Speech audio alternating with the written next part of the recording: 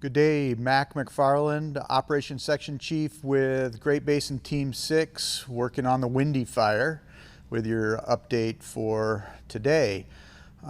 Just a brief discussion about the fire perimeter. We have 85% containment on the fire today, and we have a couple areas that are still showing uncontained fire line.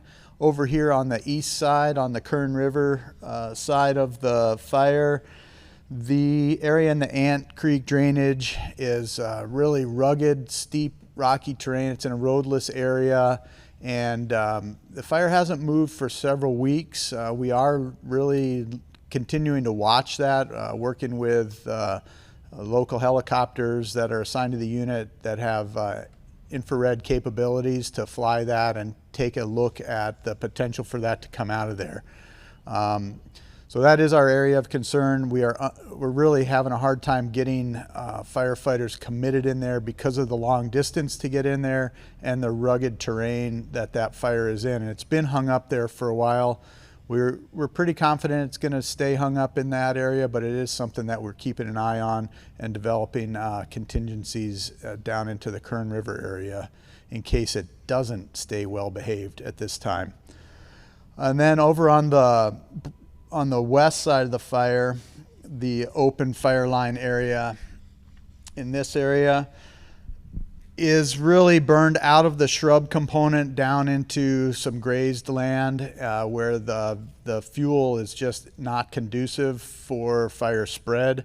And it is also pretty rugged and rocky. We have put some boots on the ground on the north and south end of that yesterday, and we're able to shrink that burned area or uncontained area down a little bit.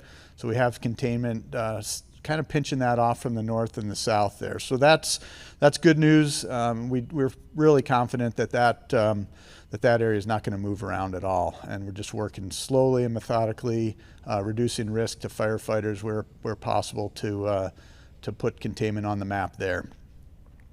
Okay, the big news is really the weather. Tomorrow we're going to have a predicted pretty high wind event, and you guys that live here know all about these winds that come through here, and we're bracing for that. It's going to start to pick up today, and then tomorrow mid-morning through mid-afternoon we're expecting to have extremely high wind events. We've got a wind warning, I think, posted for the area from the incident meteorologist assigned to the incident. And so that's going to probably cause us to pull most of our fire resources out of the timbered areas into vantage points where we are pre-positioned to respond to any kind of breakouts in the fire perimeter that have been undetected to this point, and that could come up from the wind. So the wind test will be a good thing for us to know where our weaknesses on the fire are, as long as the fire doesn't misbehave too much. And I think we'll be well positioned if it does try to break out to pick it up. You know, we're unlikely to be able to have aircraft in that wind event, so it is something that we're very seriously looking at and trying to pre-position resources in the right places to be able to respond to that and protect property. Finally, the repopulation. I know there's still some areas that are in evacuation order status, and we are working to get those cleaned up, the hazards reduced along the road system and the snags. The wind event is playing into that as well.